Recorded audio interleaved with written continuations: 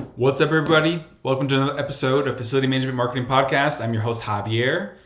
And so this episode, we're going to be talking about brand. And as my career has really kind of grown over the past 4 years, since I kind of got into corporate again, from being out of corporate for over 10 years, what I started, getting into more is brand and brand marketing and all this stuff. And so the people that I tend to kind of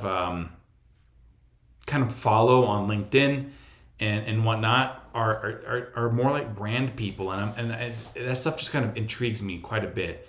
And so what I'm going to do here is I'm going to go over 10 things that I wish that I knew about brand 10 years ago. All right, so and this is not all my stuff, but this has been inspired by other people. But what I want to do is I kind of want to share kind of these 10 things that I thought was really cool that I was like looking at from just other folks, and also looking on LinkedIn from other leaders as well too. So the number one thing is that consistency is the key to unlocking true brand and consumer connection. And so the thing is that when you're working on your brand, you've got to be consistent. You've got to show up every single time. So there are channels that I'm very good at doing that, and other channels that I'm not as good. So like podcast channel, I'm very good at showing up, and every single time I'm consistent. All right. And this is something that I wish I was doing 10 years ago. I wish I started a podcast 10 years ago. I regret it. Okay. Another one that I regret is not taking social media as serious as I probably should have 10 years ago. 10 years ago in 2012, I was like very hesitant on even connecting with folks on Facebook. And the reason is because I wanted to keep my life private to myself. And then I had a former business coach that was like, dude, you are in a role of people looking up to you. You need to be active in your community. People need to see you out there. And so you need to start connecting with folks on Facebook and other social channels. I'm like, man, this is crazy. But, the thing is that I wish I've been very consistent at one point on posting on LinkedIn, and then it's just taken a back seat. And so that is something I keep talking about. But it's hard to balance all these things. Like sometimes you just got to go all in on one channel and just be like, all right, I'm going all in on one channel. And truly, I've gone all in on podcasting. Now that I'm getting really good at this stuff, I need to start going a little bit more all in on like LinkedIn posting and start sharing my content and repurposing my podcast and stuff like that. All right. Number 2 is distribution offers the ability to accelerate your brand reach. And so don't create a distribution strategy that is going to isolate you from just your marketing plan. So when you are distributing your content, you need to find a plan how it's going to go into different channels. And then you're going to need to find ways on how you can accelerate the distribution of this so that your brand gets out there a lot quicker and a lot faster. And so these are things that, I'll be quite frank, like I was not very good at before. I'm getting way better at it now, and I have a lot to improve on. Okay. So if you can distribute your content correctly and you can find a way to accelerate it, your brand is going to grow faster. So if you're a CEO and you have a PR agency posting for you, that is not going to help accelerate your brand. I can tell you that because it's not authentic. You're just posting whatever your PR agency posted. That's it. Okay. You should be collaborating and talking with your audience. You should be putting stuff out there that is fresh from your perspective, not from the brand, not from the PR agency's perspective. So if you're that person that has a PR agency and essentially you're having them write your content for you because you don't have any time to do that, I'm not knocking you, okay? Like I am guilty. Like I'm a CMO, I'm a CEO, like I'm guilty of not writing my own content, but I don't hire a PR agency to write it for me and just be like, at least I'm putting something out there. No, like I produce my own stuff. I'll put my own stuff out there. Like this podcast, I produce it myself. Literally everything from beginning to end. Okay. Number 3 is storytelling is possible no matter the industry. So this is huge. This industry, the facility and property management industry, they all lean on this like we've been around since 1974. No one gives a fuck when you started. No one cares that your dad started this company. And I know that puts people off. Be like, well, my dad started my company, and I inherited this company after he passed away or after he was just too old to kind of keep running it. And like this is us. Like, okay, look, that's not a story to lean on. That's not a story that people are like, I like that. I can relate to that story. No one can relate to a story about being in business since 1974, especially if you're a new up and coming facility manager that is born in, the 90s. You cannot relate to the dude that has a facility company that's been around since 1974 that was given to this current CEO from the dad. You can't relate to that. You can't tell me that you do relate to that. But if you can tell a story that is relatable to a lot of your audience, now that's different. And you can do that with any industry. And I'm doing it in this industry as we speak. I tell stories all the time. I wish I told more stories. And I can tell you right now, what made me successful running my business for 10 plus years before I sold it for multi six figures, which it was more, but you know what? I at least exited a company, is this. I told a crap ton of stories while I was running that business, and people bought into it. And as I started learning about storytelling, I'm like, man, people really buy these stories. They love it. They eat this shit up. And it is amazing. Okay? Tell more stories. All right, number 4, branding doesn't need to be boring, but it doesn't need to be flashy either, over the top. All right, so this is something that I will get in debates with this all day long. Sometimes your brand doesn't have to be this like sparkly, amazing looking thing. Sometimes you just showing up and you just speaking your mind is brand enough. Okay? So don't go overboard, but also don't go like, cheap and just like, ghetto or whatever, but like be you. Show up. Be consistent, like I mentioned earlier. All right? Number 5, the biggest value of brand is what people say behind your back. And this is huge. All right. I remember Grant Cardone saying something along this line. All right. Is that if people aren't, if people aren't complaining about you, you're not loud enough. Okay.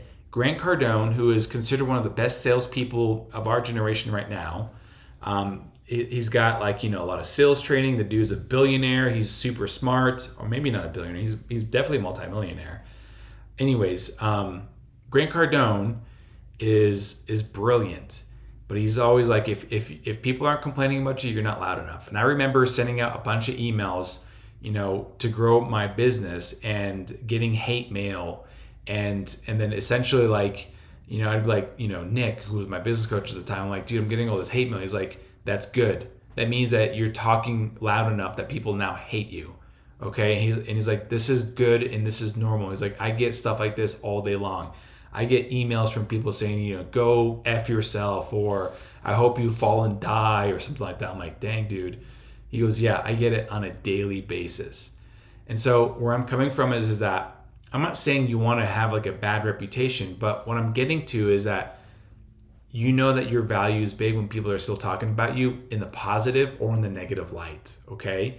So yes, you want to share good stuff, but you're not going to make everybody happy. You're not going to be like, well, I've got to present myself as this really good person and everyone has to like me. No, I don't care if you don't like me.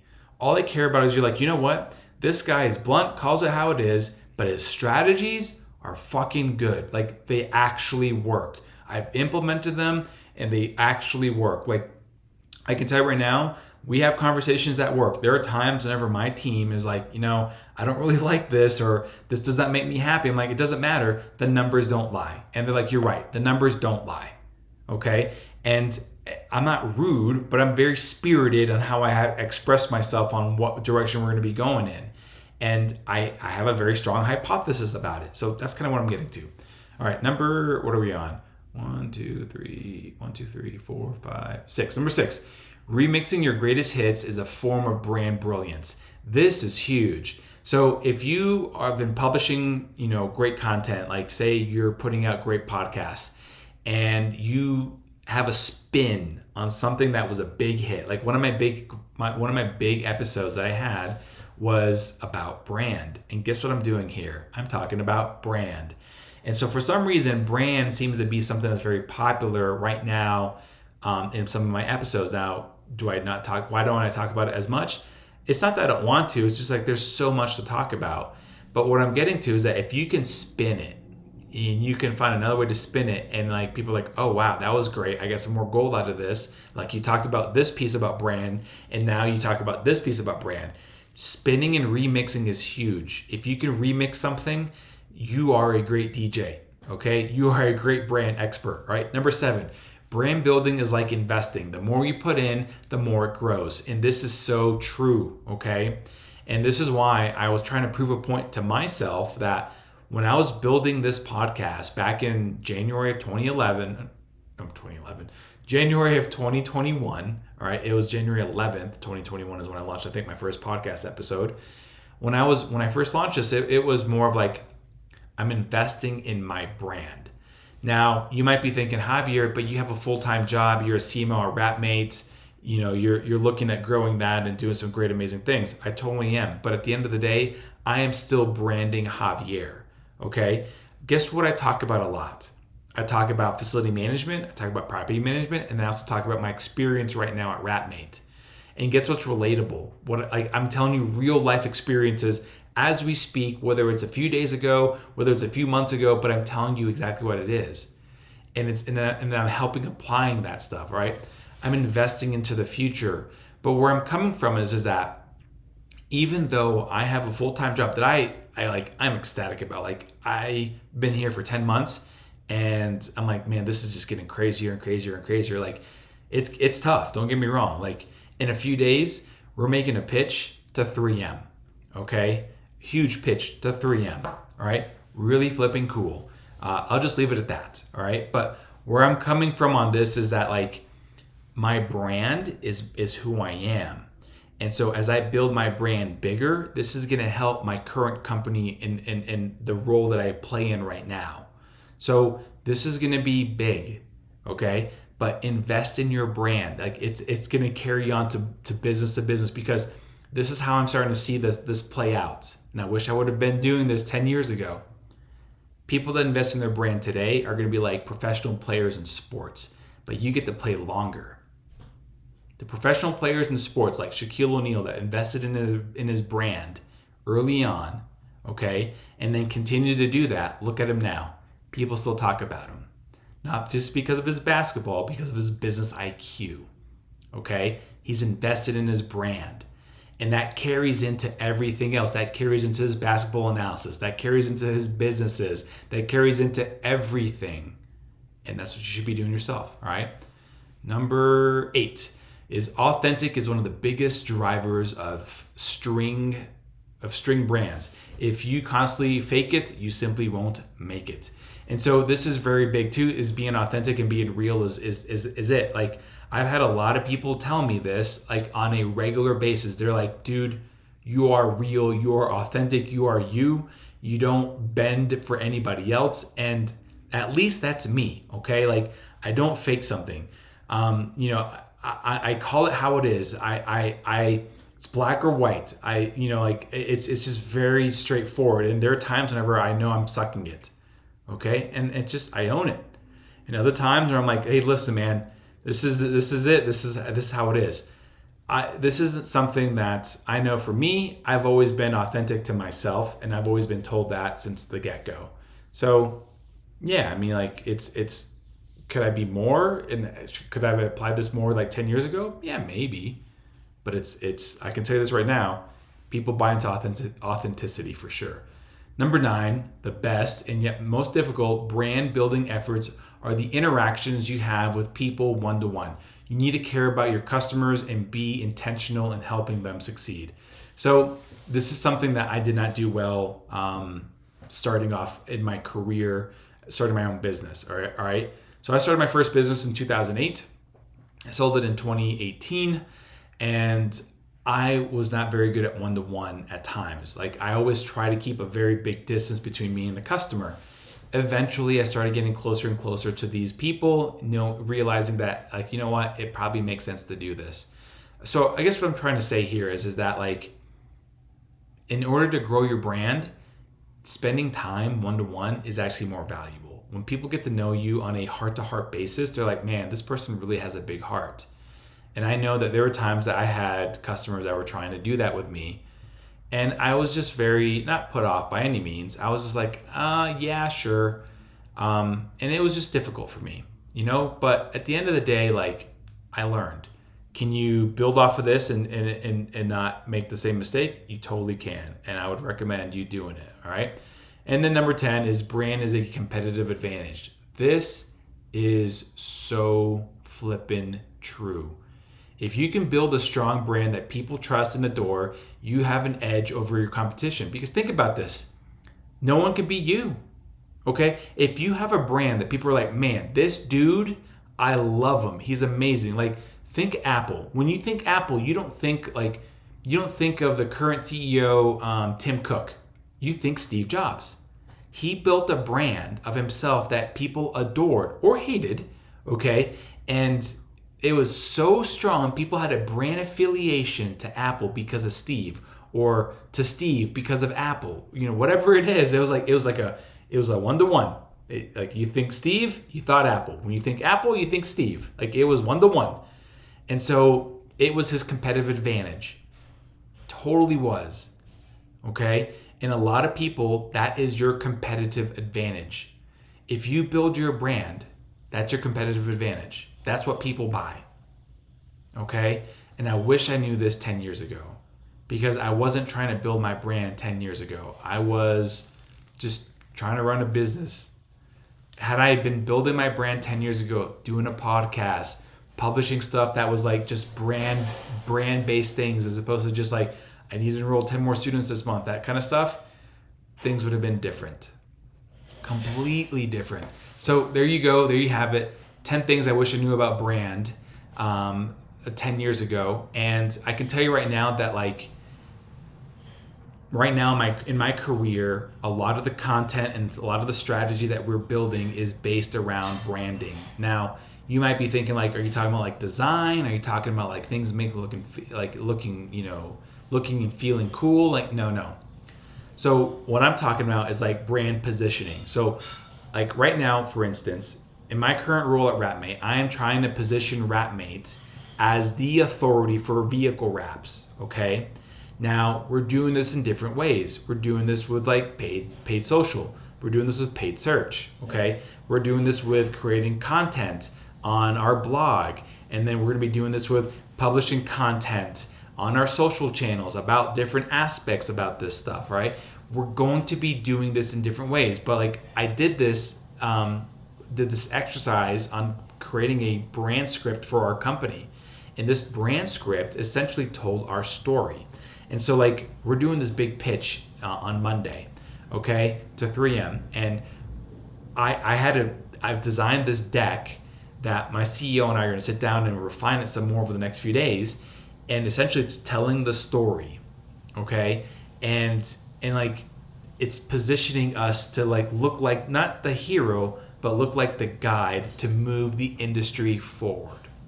And that's kind of what we're trying to do is when you position your business and you tell the right story and you and all this, like, branding becomes really fun. And it's not about like the logo or the color or like where you put a button or, you know, that sort of stuff. Branding is your reputation. And so I'm trying to build the strongest reputation possible for Wrapmate. And the only way to do that is to position yourself with really good critical stories that show that you're solving this really amazing, big, challenging problem, and you're doing it by a certain way. If you can do that with your IFM, with your property management company, if you can position yourself as a guide and tell this story that people are like, I'm compelled, I'm on, like, and it makes them and it moves them, you're onto something. And that's something that's not being done right now in this space. No one is branding and positioning themselves in a way that's like, that's really cool, I want to get on that wagon. Okay? When you're able to do that, changes everything. So brand positioning is huge. And so over the past 3 or 4 years, I've really been jumping into this whole branding thing. I was kind of doing it a little bit when I was self-employed, but it was a little different. And I really wish I was more into it before then. But you know, it is what it is. I became a better marketer for you know what I am right now. But I can tell you right now, like, I'm finding where I fit. Like, I'm the person that writes all of our copy on our website.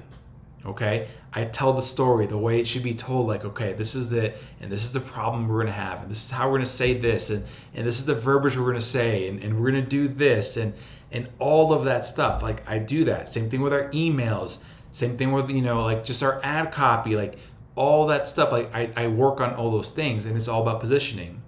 Okay. And then, we expand on those sort of stuff even more so. But, what I want to share here is that, like, invest in your branding. Okay. You as a CEO, or you as a C-suite exec, or you as a director, or you as just like, marketing coordinator, like you should be investing in your branding. Like, put yourself out there. There's never been a time better than today than to invest in your brand. All right. I hope you found this episode very valuable. Again, my name is Javier, and this is Facility Management Marketing Podcast. You probably already know that, but I'm just going to say at the end, if you do 3 things for me at the end, I always ask these.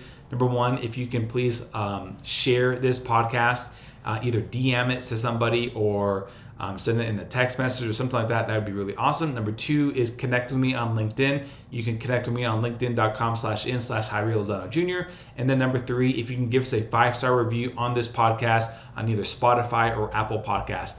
One of those 3 things would be greatly appreciated. Otherwise, I hope you have a wonderful day.